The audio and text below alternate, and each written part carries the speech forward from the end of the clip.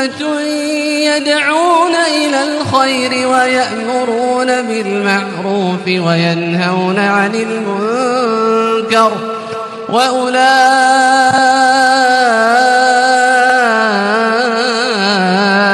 هم المفلحون. السلام علیکم ورحمۃ اللہ وبرکاتہ. ان الحمد للہ والصلاة والسلام علی رسول اللہ اما بعد فاعوذ باللہ من الشیطان الرجیم. هل يستوي الذین يعلمون والذین لا يعلمون. صدر محترم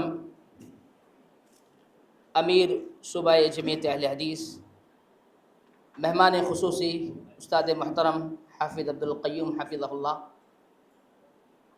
دیگر علماء کرام اور ذمہ داران جمعیت اور مختلف اضلاع سے آئے ہوئے ذمہ داران، آج اس محفل میں جس موضوع کا مکلف مجھے بنایا گیا ہے وہ ہے علماء بیزاری اس دور کا بڑا فتنہ یا دور حاضر کا بڑا فتنہ. اتنا اہم موضوع ہے، اس مجلس کے لحاظ سے اس سے بہترین موضوع کچھ بھی نہیں، کیونکہ سب یا تو اضلاع کے ذمہ دار ہیں، مساجد کے ذمہ دار ہیں، اپنے اپنے مقام پہ ایک بڑی حیثیت سے کچھ نہ کچھ ذمہ داری، علماء کی ذمہ داری ان کے حوالے. علماء بیزاری جب ہم یہ لفظ سنتے ہیں، اثر اس لفظ کا چرچا کہاں سے شروع ہوتا ہے، یہ لفظ ازل کہاں سے نکلتا ہے؟ سب سے پہلے ذمہ داروں سے ہی یہ لفظ نکلتا ہے کہ علماء اپنا کام نہیں کر رہے ہیں. نماز کے مصلی نہ پڑھے تو علماء ذمہ دار ہیں.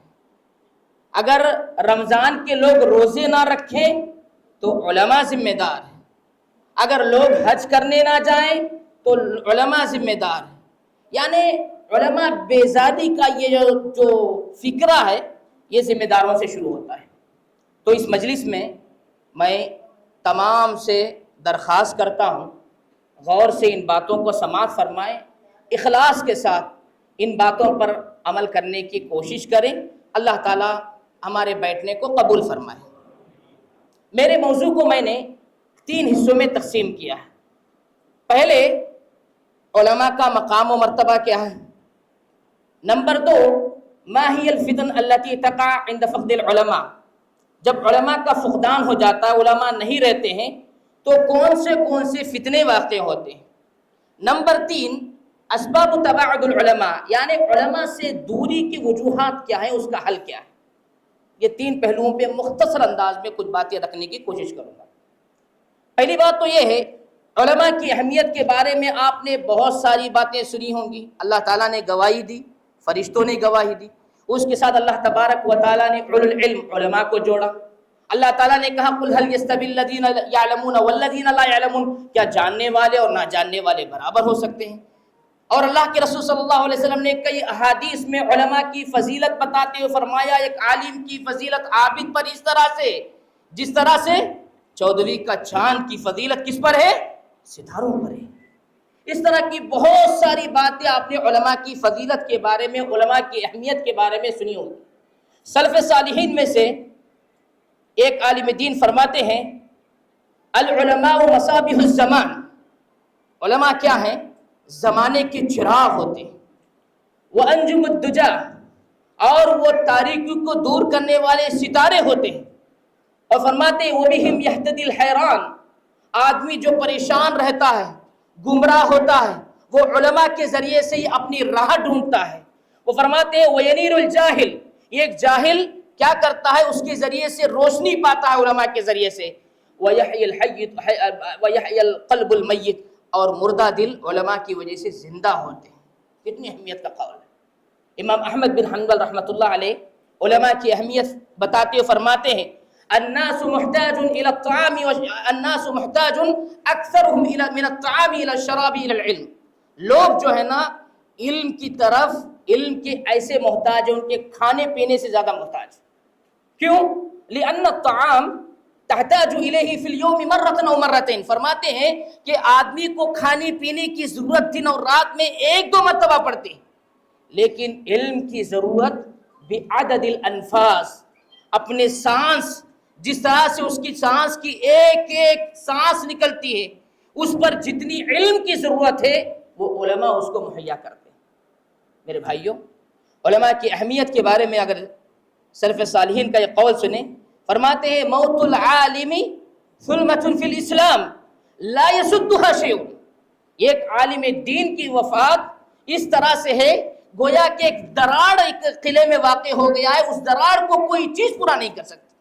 ظلمتن کہتے ہیں کہ ایسی دیوار یا ایسے قلعے کی دیوار جس کے اندر دراڑ آ گیا، جس کے اندر کمزوری آ گئی، جس کے اندر ضعف آ گیا، اور اس ضعف کو دور کرنے والی کوئی چیز ہی نہیں ہے. یعنی عالم دین کی وفات کی یہ حالت ہے. میرے بھائیوں، یہ مختصر سے اقوال اور قرآن و حدیث کی روشنی میں ہمیں علماء کا مقام و مرتبہ سمجھ میں آتا تھا. چلیے دیکھتے ہیں وہ کون سے فتنے ہیں جو علماء کی دوری کی وجہ سے، علماء کے نہ ہونے کی وجہ سے ہم پر واقع ہوتے ہیں. ابھی قریب میں گزشتہ ہفتے میں شاید دکتر ہمارے ساتھ ایک محفل میں موجود تھے. علماء بیزاری کا ایک بات یاد آئی تو بتا دوں. ایک آدمی کھڑا ہوا اور تیلگو زبان میں سوال کیا. سوال کیا تھا؟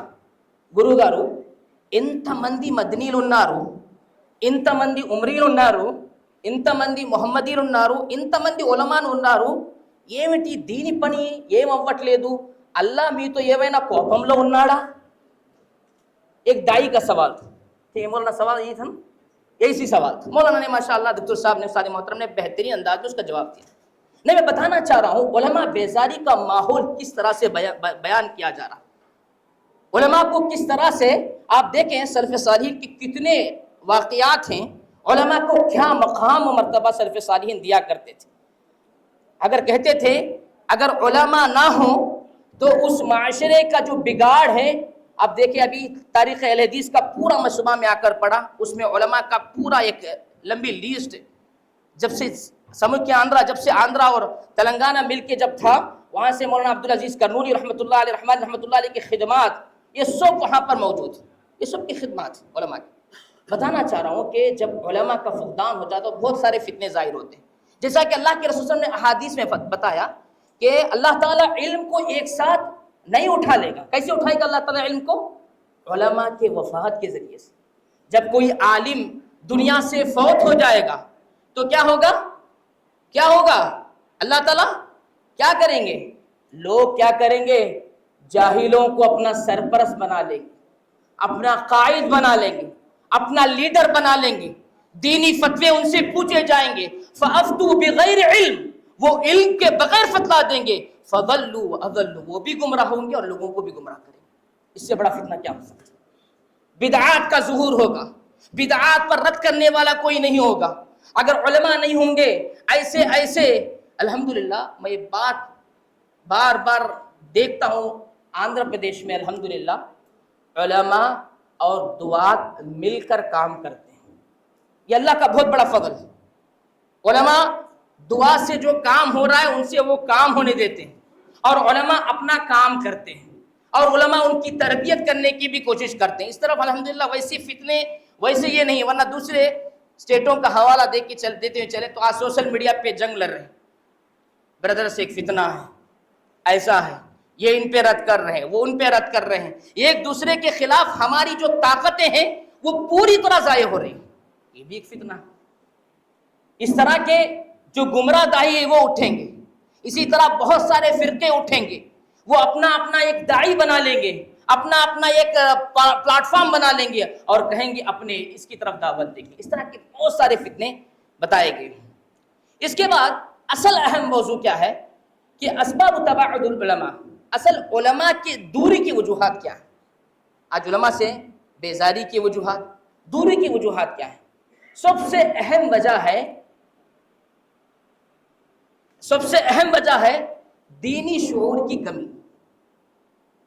دینی شعور کی کمی، دین کے اوپر ان کو صحیح طریقے سے علم نہ ہونا، علماء کا مقام و مرتبہ کا علم نہ ہونا، یہ دینی شعور کی سب سے بڑی کمی۔ نمبر 2، علماء کا احترام، ان کو مقام و مرتبہ، ان کا جو مقام و مرتبہ ان کو دینا ہے اس سے اتار دینا، یا یہ سمجھنا کہ وہ اس کے لائق نہیں ہے، یا یہ سمجھنا کہ ان کو تذلیل کرنا، ان کو رسوا کرنے کی کوشش کرنا، اس طرح کے حالات جو ہیں ان سے علماء بیزاری کا ایک ماحول پیدا ہو جاتا ہے۔ اللہ کے رسول صلی اللہ علیہ وسلم کے صحابہ علماء کے ساتھ کیا تعلق تھا؟ اب دیکھیں، عمر بن خطاب رضی اللہ تعالیٰ عنہ اپنی مجلس میں مشورتی کمیٹی میں کس کو رکھے ہیں بھائی؟ عبداللہ بن عباس رضی اللہ تعالیٰ عنہ کو رکھے۔ اللہ کے رسول کی وفات کے بعد ان کی عمر کتنی تھی؟ 11، 12 یا 13 ہو۔ عمر بن خطاب رضی اللہ تعالیٰ عنہ اپنی مشورتی کمیٹی میں ان کے رکھے ہیں، جس مشورتی کمیٹی میں بڑے بڑے صحابہ ہیں، تو وہ دل سے ناراض ہو جاتے ہیں کہ یہ بچہ ہمارے ساتھ، جو ہمارے بچوں کے ساتھ کھیلتے رہتا ہے پھرتے رہتا ہے، یہ ہمارے ساتھ جو ہے نا کہاں پر ہے؟ کہاں پر ہے؟ مشورتی کمیٹی میں مستشار ہیں۔ تو عمر بن خطاب رضی اللہ عنہ لوگوں کو سمجھانا چاہتے ہیں، مجلس میں بیٹھے ہیں، سورہ نصر کی تشریح پوچھتے ہیں، اذا جاء نصر اللہ والفتح، لوگ اس کی تشریح بتاتے ہیں۔ اس میں یہ بات بتائی گئی کہ جب اللہ کی مدد آ جائے، جب لوگ فوج در فوج دین اسلام میں داخل ہو جائے، تو نبی کریم صلی اللہ علیہ وسلم کو کہا گیا کہ استغفار کریں۔ سب یہی تشریح بتاتے ہیں۔ لیکن جب عبداللہ بن عباس رضی اللہ عنہ کی باری آتی ہے تو عبداللہ بن عباس رضی اللہ عنہ کو عمر بن خطاب رضی اللہ عنہ پوچھتے ہیں، ہاکذا، کیا اس کی یہی تفسیر؟ عبداللہ بن عباس رضی اللہ تعالیٰ عنہ کیا کہتے ہیں؟ کہتے ہیں کہ اللہ کے رسول صلی اللہ علیہ وسلم کی وفات کی خبر اس میں دی گئی، کہتے ہیں کہ میں یہی جانتا ہوں۔ دیکھیے کیا عمر ہے کی۔ آج ہم علماء کو دور کر رہے ہیں، وجوہات میں سے ایک وجہ یہ بھی ہے، کہتے ہیں کہ اے عالم بھائی تجربے کار نہیں ہے، ان کے پاس تجربہ نہیں ہے، ان کے پاس کوئی تجربہ نہیں ہے، ابھی تجربہ سیکھنے کی ضرورت ہے۔ بھائی مدارس میں رہ کر 8 سال تک، 12 سال تک ایک عالم دین علم حاصل کرتا ہے، اور جب میدان میں آتا ہے تو اس کو ایک جملہ کہہ کر دور کر دیتے ہیں کہ بھائی اس کے پاس تجربہ نہیں ہے، اس کے پاس تجربہ نہیں۔ بھائی تجربہ نہیں تھا عبداللہ بن عباس کی عمر کیا تھی، کیا علم تھا ان کے پاس، اور اہل علم کی وہ لوگ کس طرح سے قدر کیا کرتے تھے۔ ایک مرتبہ زید بن ثابت رضی اللہ تعالیٰ عنہ مدینے میں داخل ہوتے، داخل ہونے کے ساتھ کیا کرتے ہیں، عبداللہ بن عباس رضی اللہ تعالیٰ عنہ آ کر ان کی لگام کو پکڑ لیتے ہیں۔ وہ کہتے ہیں کہ ابن عم، آپ آل بیت ہیں، آپ اللہ کے رسول صلی اللہ علیہ وسلم کے چچا زاد بھائی ہیں، آپ اس کو چھوڑ دیجئے۔ وہ کہتے ہیں کہ ہاکذا امرنا بعلمائنا، ہمارے علماء کے ساتھ اسی طرح کرنے کا حکم دیا گیا ہے۔ فوراً زید بن ثابت رضی اللہ تعالیٰ عنہ عبداللہ بن عباس رضی اللہ عنہ کا ہاتھ پکڑتے ہیں اور جھوم لیتے ہیں اور کہتے ہیں کہ ہاکذا امرنا باہل بیت رسول اللہ صلی اللہ علیہ وسلم، کہتے ہیں کہ اہل بیت کے ساتھ اسی طرح کرنے کا حکم دیا گیا۔ دیکھیے علماء کے ساتھ کتنا قدر، ان کا مقام و مرتبہ ان کو دیتے ہو۔ جسی بھی معاشرے میں علماء کو ان کا مقام و مرتبہ دیا جاتا ہے تو وہ معاشرہ کامیاب ہوتا ہے۔ یہ ذمہ داروں کو اس بات کو اچھی طرح ذہن نشین کر لینا چاہیے۔ اسی طرح اب یہ کہیں کہ علماء کے بارے میں یہ ہوتا ہے کہ بھئی دین کا کام علماء کہاں کر رہے ہیں، یہ سوال ہوتا ہے۔ کہاں کرتے ہیں مولوی صاحب کام؟ ہاں سب ہم ہی کر رہے ہیں، سب ہم ہی کر رہے ہیں۔ جب جنازہ پڑھانا ہو تو ہماری ضرورت ہے، نکاح پڑھانا ہو تو ہماری ضرورت ہے، ہر طرح کی جو شرعی کام ہے ہم کو ضرورت ہے، لیکن دین کا کام ہم نہیں کر رہے۔ اس طرح کا ماحول بدلنا، اصل میں کیا ہوتا ہے، میں یہ نہیں کہتا ہوں کہ جو دعوت کا کام کرتے اللہ ماشاءاللہ بہت سارے مخلص بھی ہیں، اگر کوئی خطیب ہوتا ہے صرف خطبہ دینا سیکھتا ہے اور اس کو خطبہ حاجہ صحیح طریقے سے پڑھنا نہیں آتا، طلب العلم فریضۃ علی کل مسلم، یہ حدیث پڑھنے نہیں آتا، وہ علماء پہ سوال اٹھاتا ہے کہ علماء کیا کر رہے ہیں۔ وہ کہتا ہے کہ میں 10 سال سے خطبہ دے رہا ہوں، فلاں فلاں قریے میں جا کے خطبہ دے رہا ہوں، میں بڑا عالم۔ یہ اللہ کے رسول کی پیشن گوئی ہے نا، اللہ کے رسول نے کیا کہا، قیامت کے قریب میں کیا ہوگا۔ آج کیا ہے ہمارے پاس سب سے بڑی وجہ یہ ہے کہ ہم عالم کو نہیں پہچانتے، عالم کون ہے اس کو نہیں پہچانتے۔ اگر عالم کو پہچان لیتے تو ہم یہ بات نہیں کہتے۔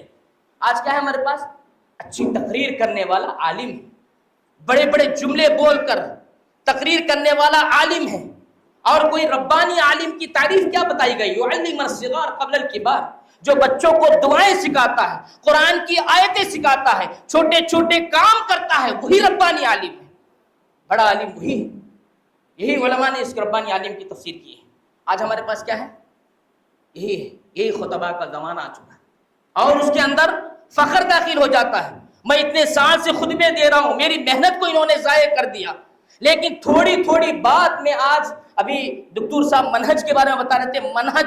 منہج جو ہے نا آج ایک ہاتھوں میں کھلواڑ بن چکا ہے. جو چاہتا ہے جب چاہتا ہے جس کو چاہتا ہے منہج سے نکال دیتا ہے. علماء تک کو بھی منہج سے نکال دیتے ہیں. کب کوئی عالم کسی مجلس میں جائے اس کے بارے میں کہہ دیتے ہیں کہ ان کے خلاف ایکشن لینا چاہیے, ان کے خلاف یہ کرنا چاہیے. مطلب میں بتانا چاہ رہا ہوں یہ واقعہ جو ہوا, صاحب واقعہ نے مجھ سے بات کی, معافی مانگی, لیکن یہ بتانا چاہ رہا ہوں اس طرح کی فکر, اس طرح کا جو سوچ ہے, یہ ایسی سوچ ہے, یہ علماء بیزاری کا سب سے بڑا فتنہ ہے. آپ خود اپنے علماء کو دور کر رہے ہو. میرے بھائیوں, علماء بیزاری آج جو ہے نا علماء کے کو اگر عالم دین کسی مسئلے میں لا ادری بول دے, وہ کہتے ہیں کہ چھوٹا عالم. کوئی عالم یہ کہہ دے کہ لا ادری نا کی تیلی دو دینی گرنسی اللہ عالم, یہ بول دے تو کیا بولتے ہیں؟ یہ چھوٹا عالم.